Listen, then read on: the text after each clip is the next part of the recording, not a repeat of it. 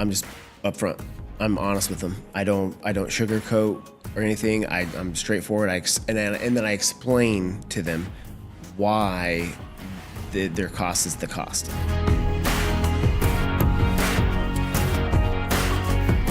But if you have someone that orders $45, $100 a month, and they're always late, like you don't need that. Yeah. Like the time you're spending chasing down that $100, Yep. It's not worth it to do that. So Yep. Don't be afraid to fire those kind of customers. Hey everybody, welcome back to the FIP Printing Pros podcast. My name is Josh Tynes. I'm your host. Again, with me, I got my co-host here, Chris Hello, Lockwood. everyone.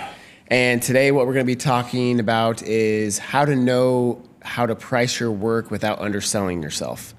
And just to start off with, basically, to me, there's steps involved for the most part. Pretty consistent steps on how to try and get this all figured out. And for me, it's number one, you have to know your costs. Okay. Number two, you stop trying to compete with the cheap online competitors, the big players. Number three, try to build extra margin into a quote as much as you can. And then the fourth, educate your customer. That one's a big one. And then number five, the big one, too, is knowing when to walk away. And that last one, that one's a hard one. That's interesting. That's interesting. That's part of the pricing strategy is Yes. knowing when to walk away. So let's get into it. Let's look at each step individually, and then I got an idea for the end. Let's do a little case study on my stuff, and we'll see how that goes. Okay. All right. Yeah. Maybe we'll get some pricing done on this. I've been working for a while. We'll get to that. So know your true cost. So what goes into the cost when you say your true cost? So when you're talking, it depends on your operation. Because we're going to talk about at the end of this case study for you, and you don't really have much overhead because you're already paying because you do it in your garage. So really, technically, you could, for tax purposes, show that you pay rent to yourself or whatever for this business. Yeah. But as far as like really true cost, the really only cost you have on that is going to be your just your materials, and because even your labor is not, it's you. Yeah. You're doing it on the side. But in your case, you have employees, you have labor costs, you have... There's utilities, there's business loans, there's machine cost if there's any loans on those, or just ink cost, paper cost, tons of things. So how do you, okay, let's break it down to just a few simple parts of this just so the audience understands. So, I place an order for, and I'm going to make some things up, 5,000 printed flyers, right? Mm-hmm. So you're going to look at material costs. So how would you figure out what your material costs are for 5,000 printed flyers? So first and foremost, we have, we have a developed basically system that takes into account every single thing to know where it needs to come in at. We have software that does that. Software. Right? So software breaks down. You got to do it on your. So if I have to do it on my own, well, it's a lot harder if I have to do it on my own. Because really, what you have to do is you have to factor in. Okay, this order comes in. How long is it taking my upfront staff to handle this process? So that's part of labor, right? It's part of labor. So you do that by the hour.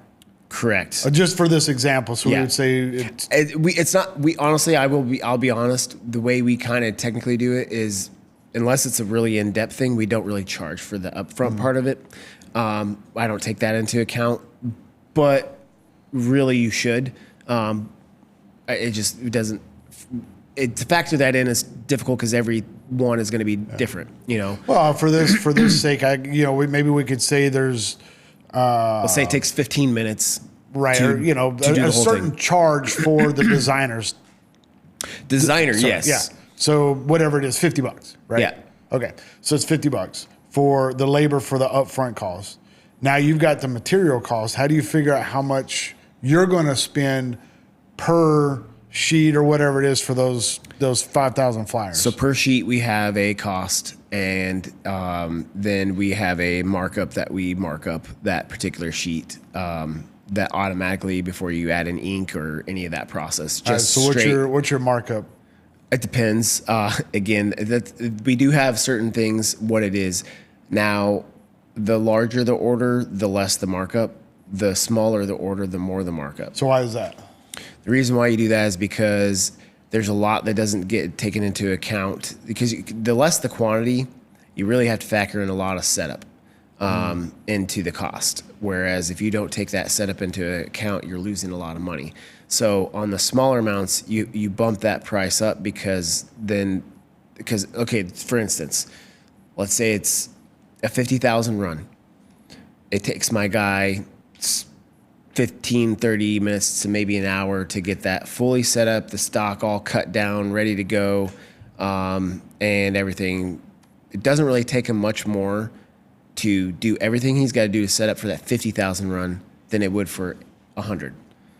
So, but because of the time to quantity ratio, it's more. It's the same amount of technical time, but if I'm spending 15 minutes to run 100 units, and it only takes 15 minutes, well, that's 50% of my time is on setup. Whereas if I'm doing 100,000, it's maybe 1% of my setup, and the other 99% is the runtime. So that's why you have to know. Okay, it makes sense. Okay, so you got labor costs, you got the material costs. You automatically put a markup on it, correct? Because that's where some of your profit is going to come from. So if I am, for example, spending $1 per sheet, and you have a 30% markup, you're charging me $1.30. You're paying $1, I'm paying $1.30. Okay, so you got that. Now, do you factor in your utilities and stuff like that, or is that a separate thing for cost of business? So that is I have hourly rate for the press. Okay. So I know what my guy cost hourly to run that. I know what the general electricity bill is every month. Divide that out over 40 hours a week. You know what that comes out to be. Then my business loan. Divide that out over all the different things. The rent. All those things I come out into a weekly cost, and then divide that over 40 hours, and then that's my 40 hours worth of press time. Okay. So every hour that press is running, that is the cost that it costs to run that press, between the labor, the electricity, all the different things. Right. So I factor all that into the cost of that press hour, if that makes sense. Okay. What other costs are going to go into whenever the step one is determine your cost? So how many hours it takes, how much material you're using, what are your fixed costs with the building and the utilities and all that kind of stuff? What else goes into the cost portion? Ink. That's a separate cost. And again, same thing with the material. It's just a markup. And then you have, then if there's any separate process, so like say the flyer folds maybe into a trifold, now that's a separate process. Again, now that one is not as crazy. It's just more so just hourly.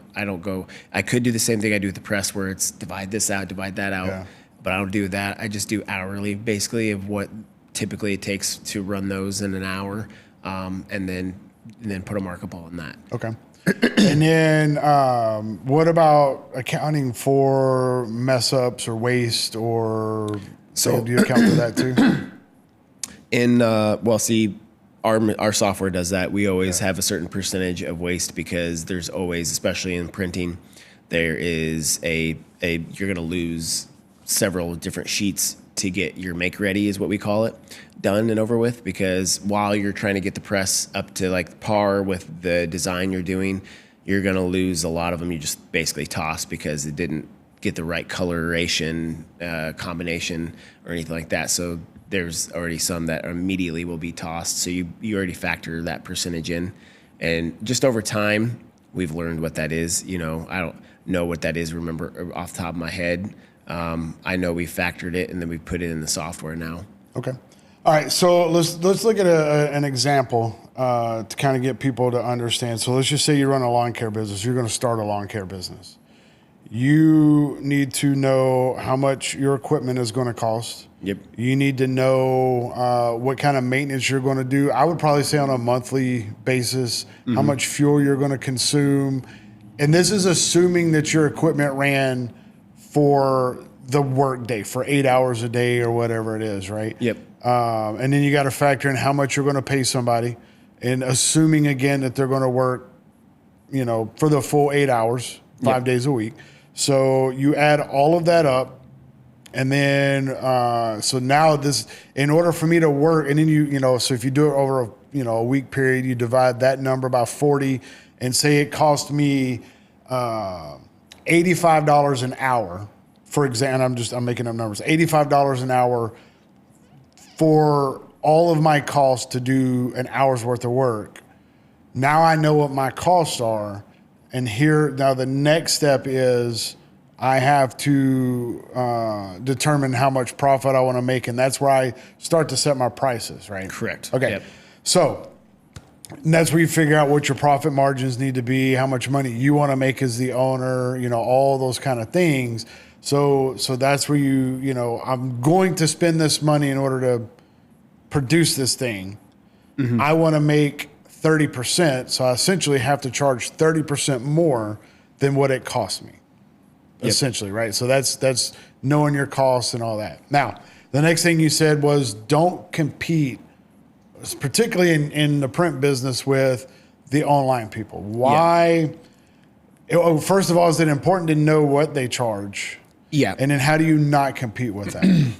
So if you try to fully compete with them, you will run yourself into the ground and probably lose your business. Not always, but the reason why you don't want to, you need to the first step is making sure what your margins are. What is your raw cost? And that's what we discussed. Mm. Now, see what the costs are. What would you normally mark it up based on whatever markup you want to have and all that, what kind of income margins you want to have.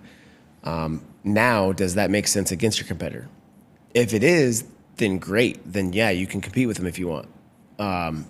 But a lot of times it's going to be difficult because, again, let's just say for us, foreign print and your Vista prints and stuff like that, they're over $1 billion a year revenue company. How is a small company supposed to compete with that? Yeah, you can't. So why are they able to be cheaper then? Why are they able to? Mm. Because they're going off way lower margins because they're so big.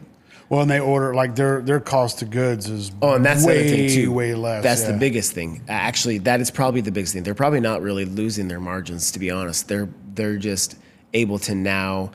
Honestly, when they're that big, they may be just producing their own paper and everything. Like they may have the machines to produce straight in house instead of going to a wholesaler to get their materials. So there's a lot of things that are involved with that because they have that kind of money and that power, they can now have a lot more negotiation power with different vendors or whatever the case may be, to now lower their margin, or what is perceived as lowering their margin, to where a small guy like us, we couldn't compete with that. Yeah. And I'm going to be honest, there's very few items that I can't compete with Vistaprint. And that's with a lot of hard work of negotiating down our vendors, and different things like that. So we can compete with them almost on everything. There's a couple items that I just cannot compete with them on. And I'm okay with that. And if somebody still wants that item and they want to come through me, they're going to get way better service. Yeah. They're going to get way better dedication on the back end. People that actually care about them want to actually learn about the business, whereas you can just go click some buttons and pay. Yeah. Well, and they spend a lot of money on advertising. They spend a lot of money on marketing. I would probably say that's their bigger cost. Yeah. Even more so than supplies and materials and stuff like that, because you see it everywhere. So, 100%. Yeah. Yep. Okay. So, you said when they get to know your business, locally sourced, locally owned, all that kind of stuff like that, customer service is one of the things that sets smaller businesses apart from these giant conglomerates. Yep. Instead of competing with them on price, though, but knowing their price, how does that help you when it comes to keeping your customers happy. Or if you can't compete, like if you're like, hey, yeah, you know what, they can do it for, $100 and it's going to cost you 150 with me. How do you set yourself apart still though? Well, I can. That's easy with those guys because let's say they mess up your order. Good luck getting a hold of them very easily and getting that replaced, especially on a quick time frame. Whereas me, you can come to me and I'm going to drop everything if I can to fix it before your event or whatever it is that you're trying to get, as much as we possibly can. Sometimes it's not doable because maybe they were already coming to me late already as it was. And something got messed up and we didn't have enough time to fix it. But again, that's a rare occasion. But they wouldn't have been able to definitely fix it with somebody online somewhere else. I've had so many customers come in. I've tried to call their customer service. It's a nightmare. Whereas you call us, you're talking to us. You're not talking to an automated anything. Oh my God, I hate those so bad. Yeah, so that's the biggest thing. But also, you just have that, again, go back to the last podcast we talked about. We talked about relationships.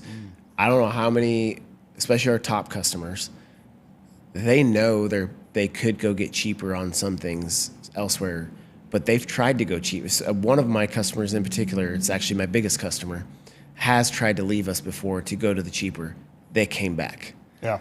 Because they don't get the treatment, the service, the care, the just being there and making sure whatever we got to do to make it happen, we're going to make it happen type of situation. They need that, and they're willing to pay the little extra to make sure they're now with us and get that service. Yeah, it's important. If you want to leverage different print and promotional products for your company but don't know how to go about doing it, click the link below and let's schedule a free strategy session with me, and I'd love to help you guys out. Look forward to talking with you. So, okay, so you're not competing with price now, but you mentioned, step 3, build margins into every quote. So talk me through how you determine what your margins should be. And then, it sounds like you put that in from the very beginning when you're talking to the customer. Yeah, so we have different ways of kind of going about things. Like I mentioned, you got price breaks when it's cheaper or less quantity, a lot higher. One, like I said, it's to factor in the setups and things like that you have to factor in and put into the cost, but also doing less. So here's the easiest way to explain it. Go back to my 50,000 thing. It takes the same amount of work for my upfront people, and honestly, once the machine is running, it goes so quick compared to I gotta set this up, do this, do that. I gotta talk to this customer, do this whole setup. My designer, the same setup. All of it's tying up so many different people for the same amount of time. If I was doing 50,000 instead of 100, like the only thing that takes longer in the process is the production time. And like I said, even with that, once it's set up and running, it flows. It's monitoring and it's not. Yeah, it's more monitoring it, and also once it's got a steady flow, you've already done your make readies. Now it's just boom, boom, boom. The machine's just pulling the sheets in and doing the thing, and then you're doing a little add ink and do the things. So with that being said, you have to factor in that kind of stuff too. But I also will, depending on the job, I also know sometimes they're just more of a headache. Not that it necessarily takes long, but it's more of a headache. And so to take that job on, I will add some extra stuff into it just for the extra headache for my employees to have to deal with. Yeah. Or if it's a difficult customer. Sometimes we do that too, I can't lie. But the other thing too is, as far as building that in, is what we do too is even like if we know that they're delivery, things like that, we add a little extra cost in there instead of to just, there's little things that you just know, like that it's going to be in there, you're going to have to do it, that most people won't charge for. They're like the really tiny little things that, like, but every single thing you do in the process, you should be adding a little dollar amount Well, to it. and it adds up. You know, it might not Yeah. be anything for that one job, but when you have 50 jobs, you Yep. know, that starts to add up. So, and I think another thing that's important that I don't know if you touched on or you were going to touch on this or not, but when you do build in a healthy margin, that then gives you the ability to apply certain discounts or Yep. run promotions or those kind of things, and which is going to lead into the next thing about educating your customer. But when you set a certain tone for the customer that this is how much this thing costs, and if I'm at a bare minimum, I'm, 10% or whatever margin, I don't have any room for any kind of specials, or I don't have any room if they come in and say, hey, we're such a good customer, we order this every week, how about you cut me a deal? And it's like, well, shit, I can't, because I'm already cutting you.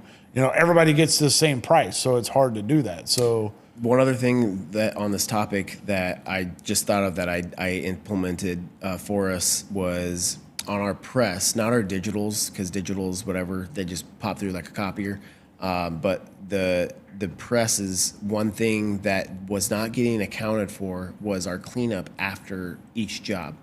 So within the setup and everything and the runtime, all that gets accounted for in the software. And so you got your hourly rate of how long it's supposed to get done to do that job. But what it was not taken into account is every job they have to clean up afterwards.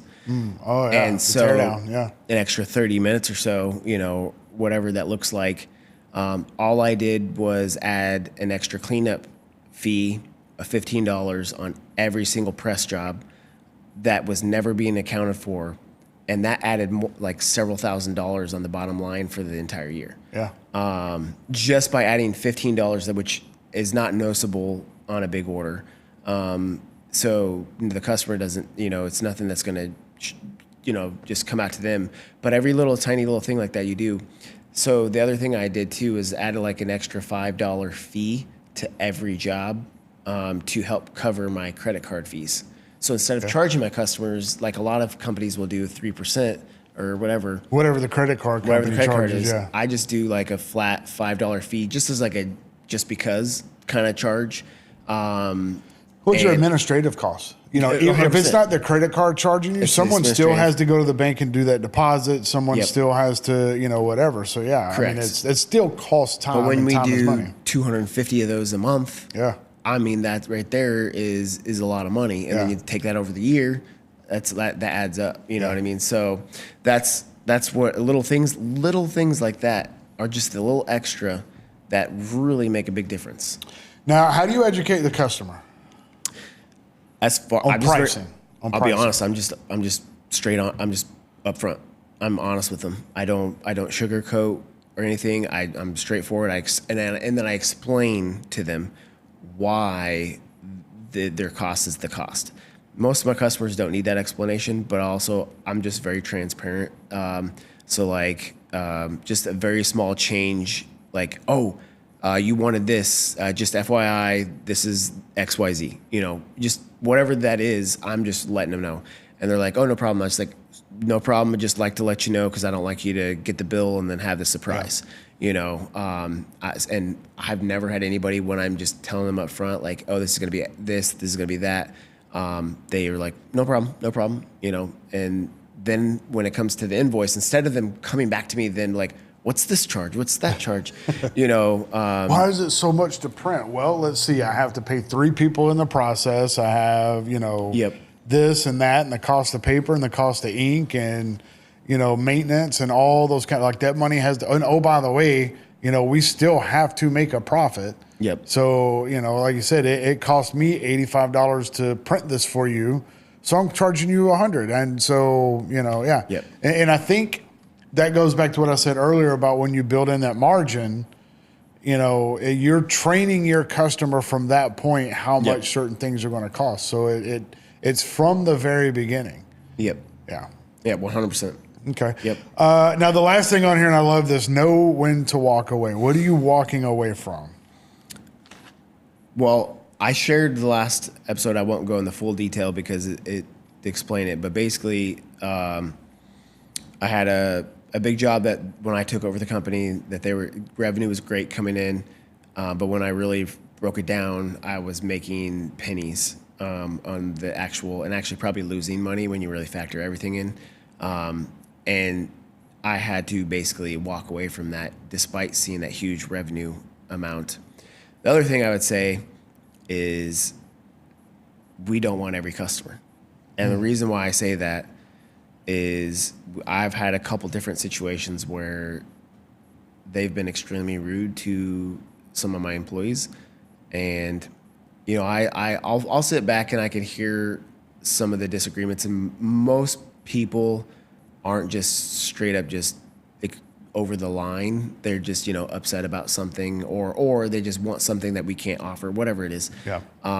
And I'll let them kind of just vent, you know, as long as they're not just totally Belligerent, berating my employees or anything like that. If it's just a complaint, I'm not too worried about it. I'll let them deal with it.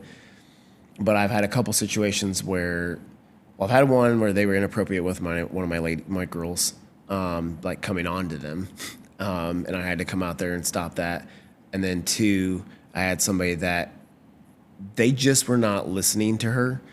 And like she was explaining exactly what needed to happen, and they were just not happy with her explanation, but there was nothing we could do. Like it is what it was. Like we could only do this thing. I don't remember the exact thing it was, but we could only do this particular thing. He wanted it to be done this way, and it just wasn't possible. Yeah. And he was getting angry and like basically not just mad, but then like also like belittling her, talking down to her, calling her names.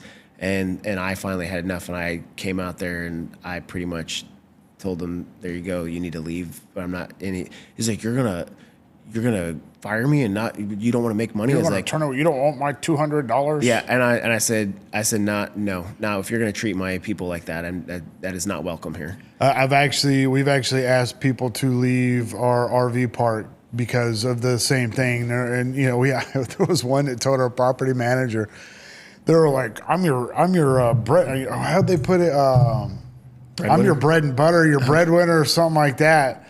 And it's like, lady, you paid $300 a month. I have 84 other people and 7 people waiting in line. You are more than welcome to, matter of fact, just pack your stuff and go, because not all money's good money. And the other thing I'll say while we're on this particular topic, and I think we'll get more into this in a future episode, the customer is not always right. No, They are absolutely not always right. So if they're a bad customer, even if they pay like extremely late, now taking out the big customers that, you know, spend thousands of dollars, but if you have someone that orders $45, $100 a month and they're always late, like you don't need that. Yeah. Like the time you're spending chasing down that $100, Yep. It's not worth it to do that. So Yep. don't be afraid to fire those kind of customers. So yeah, no, I agree 1,000%.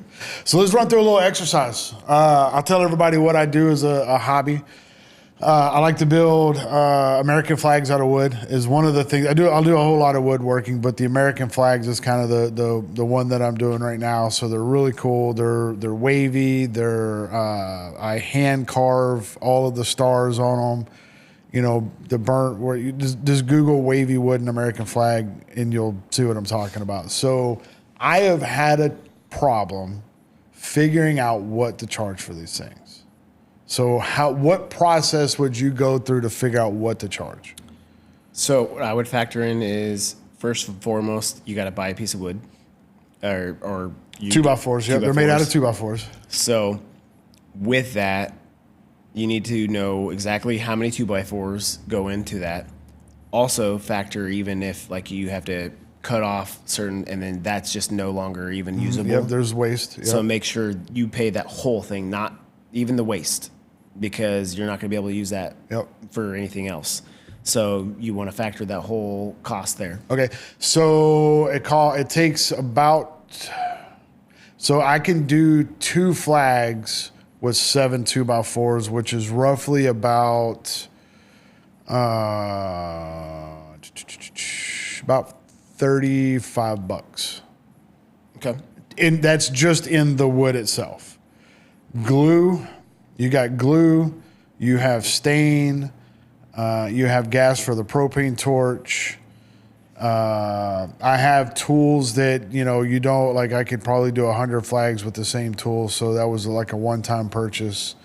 There's some other one-time purchases from other tools, clamps and stuff like that. But expendable materials, you're probably looking, if I did the math quickly in my head, you're probably looking at $40 to $45 for 2 flags. So 20 to $25 per flag. With the material, and the glue and stain. Now again, it doesn't count the equipment that's already bought that, and I probably got so $40 is materials and the glue and all that kind of stuff. Then what I would do is the exact items you need to do that.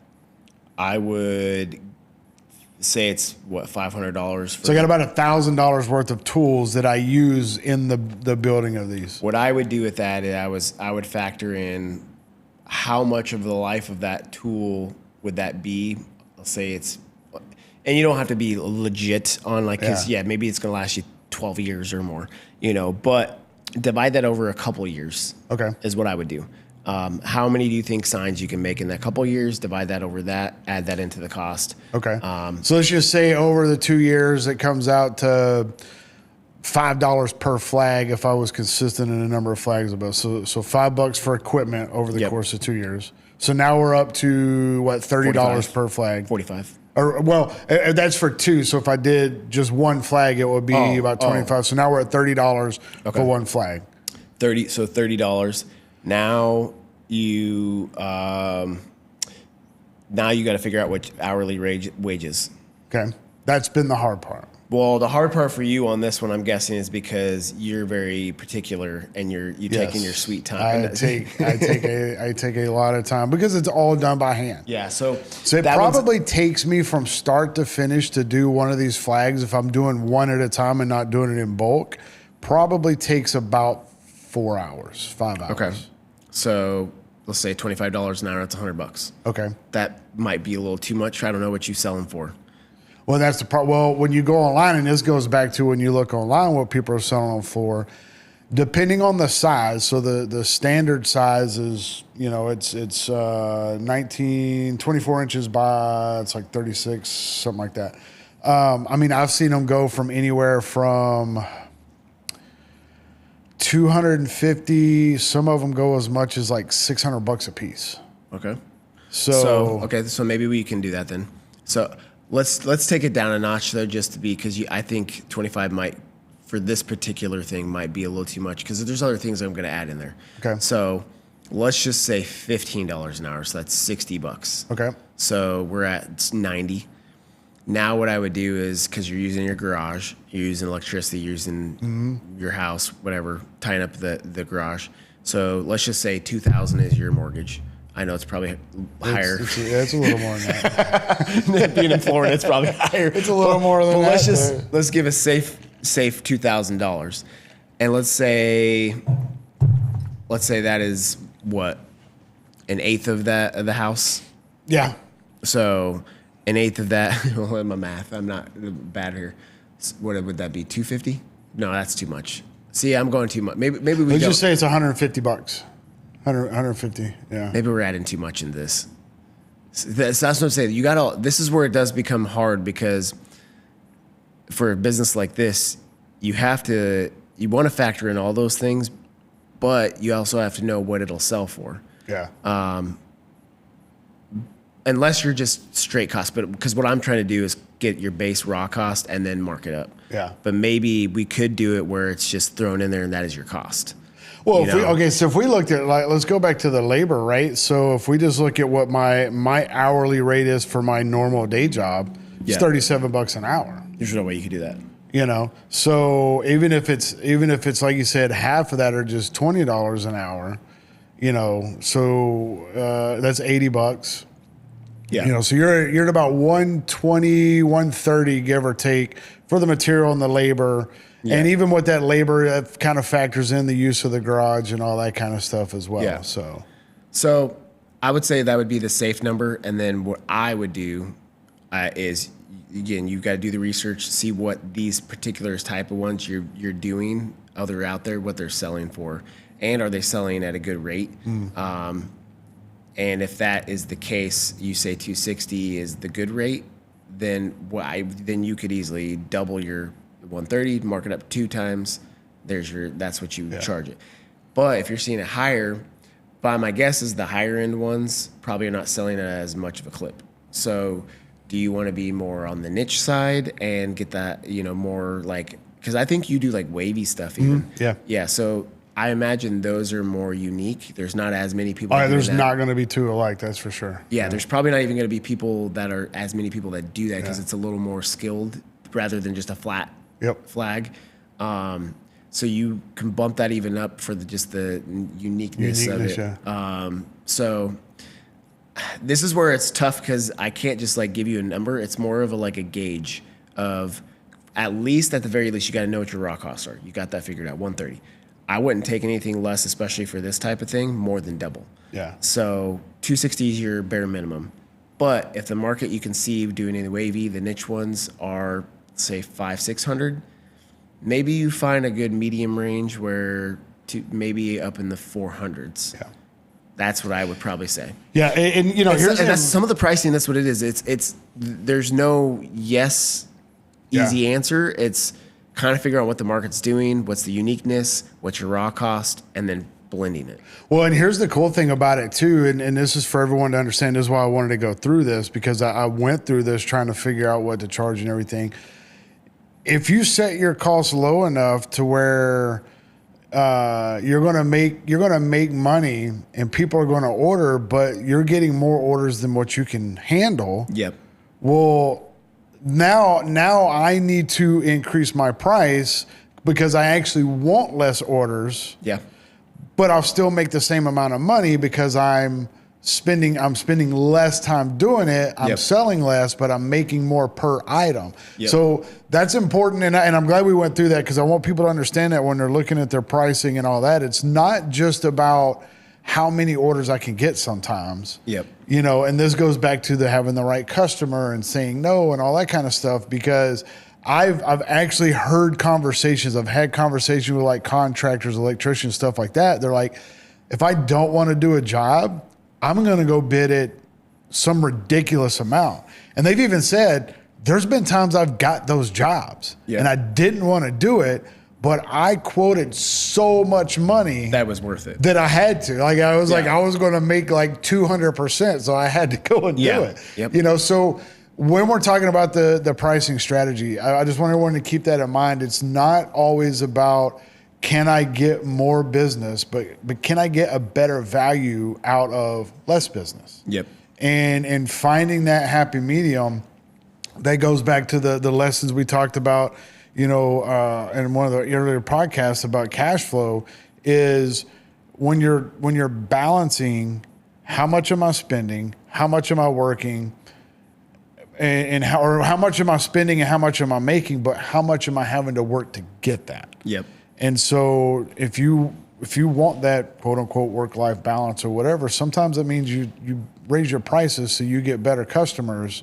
Yep. You're working less and you end up making more anyway. Yep, exactly. So yeah, no, it's beautiful. I love that. I'm glad we walked through that. I hope that helped people understand, kind of how to think about their pricing as more than just how much money am I spending and how much money am I bringing in and what are my profit margins. There's a lot of other things to consider in that pricing. So I thought that was really good. Yep, for sure.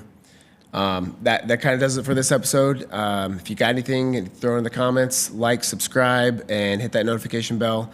Love to hear from you. Until next time, let's grow together.